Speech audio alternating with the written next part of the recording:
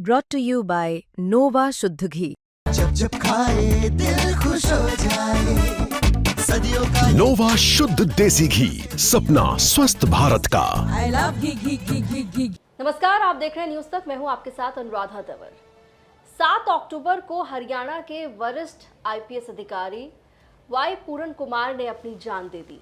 जान देने के पीछे जो वजह है वो बेहद चौंकाने वाली और गंभीर है, क्योंकि मामला जाति से जुड़ा हुआ है।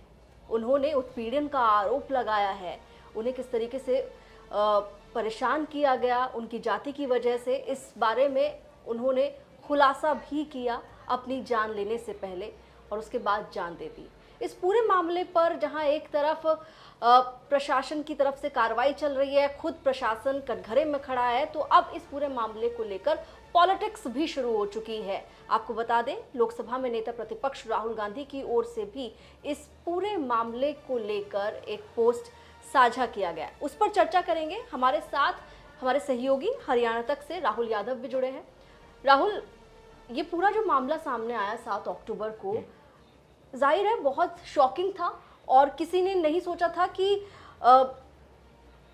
पूरन कुमार अपनी जान देंगे, और जान देने के पीछे की जो वजह होगी वो ऐसी होगी जो आज के दौर में बहुत ज़्यादा लोग सोचते नहीं हैं कि जाति को लेकर एक ऐसे सीनियर ऑफिसर अपनी जान दे सकते हैं, क्योंकि उन्हें उस वजह से प्रताड़ित किया गया, उन्हें परेशान किया गया। तो देखिए, बिल्कुल शॉकिंग इंसिडेंट था, क्योंकि एक एडीजीपी स्तर का अधिकारी है जो कई साल उसके सर्विस में बीत चुके हैं। 2033 में उनको रिटायर होना था, और वो अचानक से अपनी जान स्वयं ले लेते हैं। और सिर्फ जान नहीं लेते हैं, बल्कि वो एक फाइनल नोट भी छोड़ कर जाते हैं, जिसमें तमाम ब्यौरा होता है, और कोई छोटा मोटा नोट नहीं है। 8 पन्नों का एक नोट है। उसमें उन्होंने बाकायदा हर एक अफसर का नाम लिखा है कि उसके साथ किस अफसर ने क्या सलूक किया, कैसे उनके साथ जातिगत भेदभाव किया, तमाम ब्यौरा उन्होंने लिखा है। उसके बाद उन्होंने अपनी जान दी है। और मामला इसलिए भी हाई प्रोफाइल है कि पावरफुल कपल था हरियाणा ब्यूरोक्रेसी का। पत्नी उनकी आईएएस हैं, वो खुद आईपीएस थे। और जब से ये मामला सामने आया है, तब से इसी बात पर सवाल उठ रहा है कि आखिर जातीय उत्पीड़न का ये पूरा केस, जिसमें आरोप है डीजीपी स्तर के अधिकारी पर, जो हरियाणा के डीजीपी हैं, चीफ सेक्रेटरी पर आरोप है, तो उनके खिलाफ इसमें एफआईआर दर्ज होने में लंबा समय लग गया।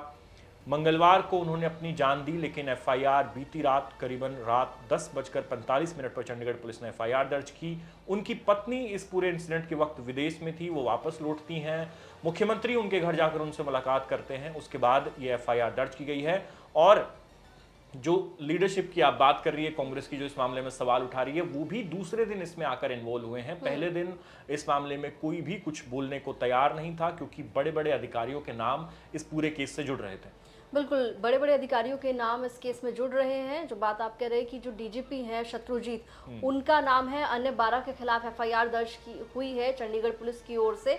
राहुल गांधी की ओर से क्या कुछ कहा गया, एक बार वो भी दर्शकों को बता देते हैं।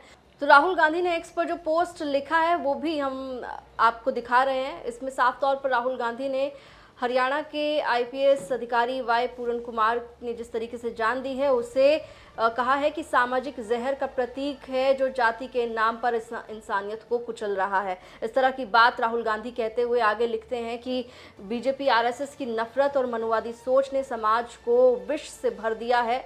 दलित, आदिवासी, पिछड़े और मुस्लिम समाज आज न्याय की उम्मीद खोते जा रहे हैं। ये संघर्ष सिर्फ पूरन जी का नहीं, हर उस भारतीय का है जो संविधान, समानता और न्याय में विश्वास रखता है।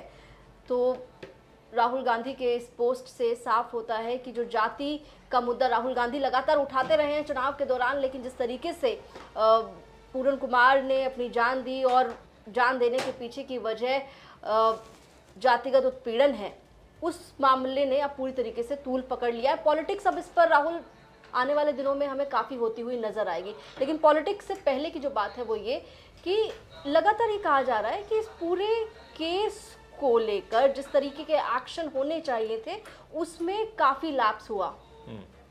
देखिए, उससे पहले मैं इस चीज़ पर आऊँगा कि जो एफआईआर कल रात 10:45 पर चंडीगढ़ पुलिस ने दर्ज की है, और जब चंडीगढ़ पुलिस ये एफआईआर हैंडओवर करने गई उनकी आईएएस पत्नी अमनीत कुमार को, तो सुबह उनका एक नया लेटर सामने आया है जो उन्होंने एसएसपी चंडीगढ़ को लिखा है, जिसमें अमनीत कुमार ने आपत्ति जताई है।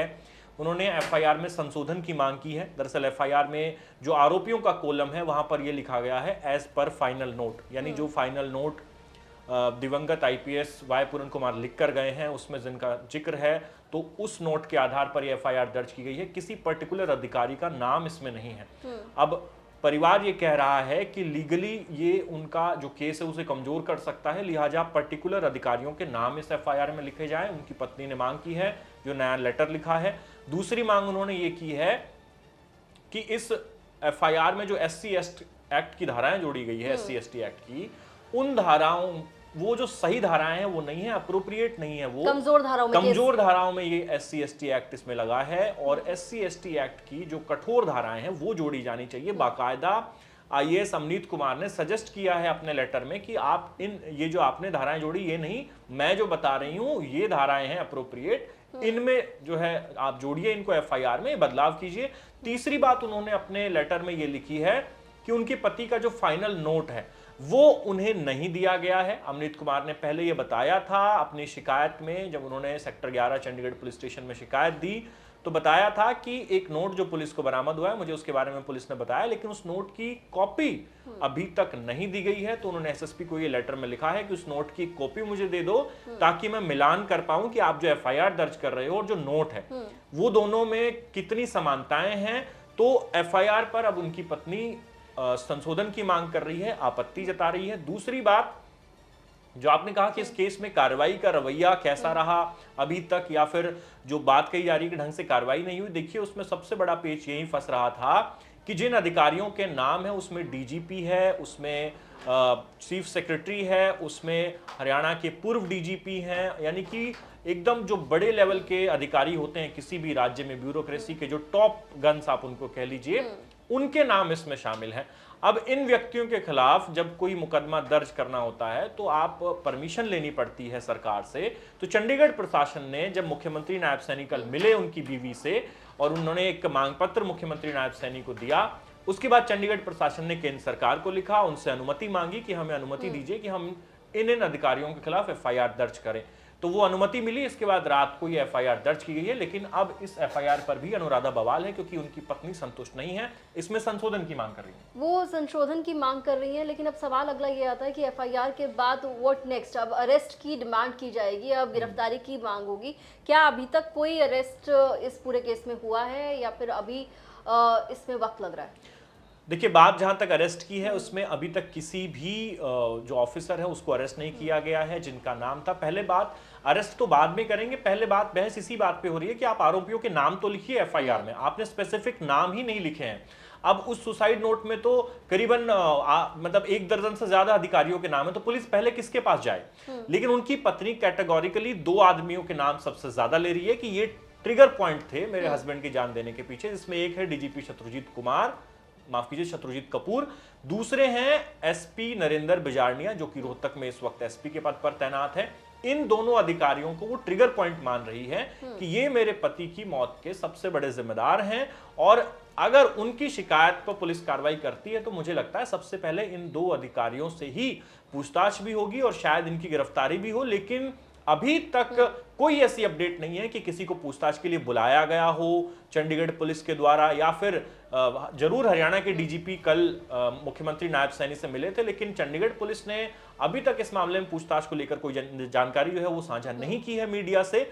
और जब आप गिरफ्तारी की बात कर रही हैं तो फिर मुझे नहीं लगता कि इस मामले में अभी हमें कोई बड़ी गिरफ्तारी देखने को मिलेगी, क्योंकि जिस ओहदेदार लोग जो इसमें इन्वॉल्व है, जिनका जिक्र है, उनको गिरफ्तार करना कोई आसान बात नहीं है। फिलहाल तो वो अपने पद पर बने हुए हैं। पत्नी मांग ये कर रही है कि आप जांच शुरू करने से पहले कम से कम उन्हें पद से तो हटा दीजिए ताकि वो जांच को प्रभावित न कर पाए।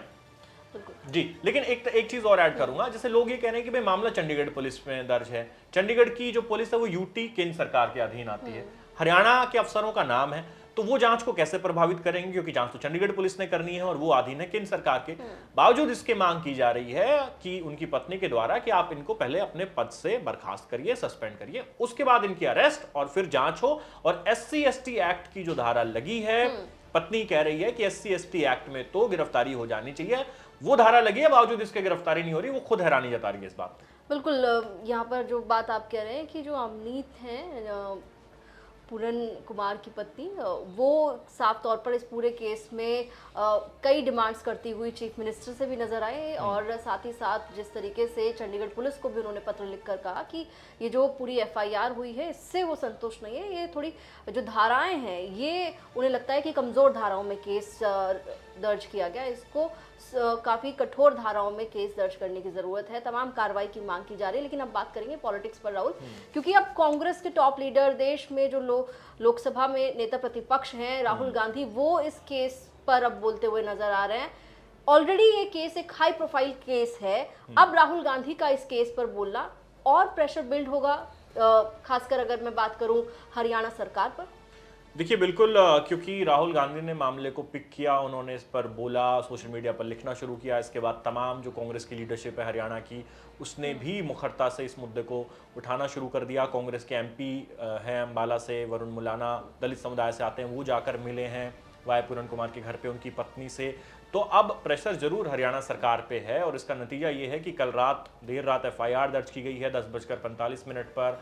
और अब मुझे लगता है कि पत्नी जिस तरीके से मजबूती से लड़ाई लड़ रही हैं, उससे ये लग रहा है कि आने वाले दिनों में हरियाणा सरकार ने अगर इस मामले में कार्रवाई ढंग से नहीं की तो उन पर ज़रूर प्रेशर बिल्डअप होगा। और जिस तरह से आप इसको नैरेटिव के तौर पर अगर देखें कि कास्ट का जो नैरेटिव है, राहुल गांधी जो बात लेकर चल रहे हैं, उसमें देखिए कि चीफ जस्टिस वो दलित समुदाय से आते हैं, उन पर जूता फेंकने की कोशिश की जाती है। वो एक इंसिडेंट है दलित से जुड़ा हुआ बड़ा, फिर एक आईपीएस अफसर दलित समाज का अपनी जान दे देता है, जाति उत्पीड़न का आरोप लगाता है। तो एक तरीके से जो दलित समुदाय को लेकर नैरेटिव है कांग्रेस का, उसको बल मिल रहा है। और ये दो केस सामने आने के बाद अब जरूर कहीं ना कहीं भाजपा सरकार पर प्रेशर है। बिल्कुल सरकार प्रेशर में है, लेकिन सबसे महत्वपूर्ण बात यह है कि जिस तरीके से हरियाणा के वरिष्ठ आईपीएस अधिकारी पूरन कुमार ने अपनी जान दी, जाति उत्पीड़न के आरोप लगाते हुए, सिस्टम को कटघरे में खड़े करते हुए, उसके बाद अब इस केस में अप्रोप्रिएट कार्रवाई कब होगी, इंतज़ार है और देखना होगा ये इंतज़ार कितना लंबा होगा। आप लोगों के जो भी कमेंट हैं, आप हमें अपनी राय दे सकते हैं कमेंट सेक्शन में जाकर। इस बातचीत के लिए राहुल, जुड़ने के लिए बहुत बहुत शुक्रिया, धन्यवाद।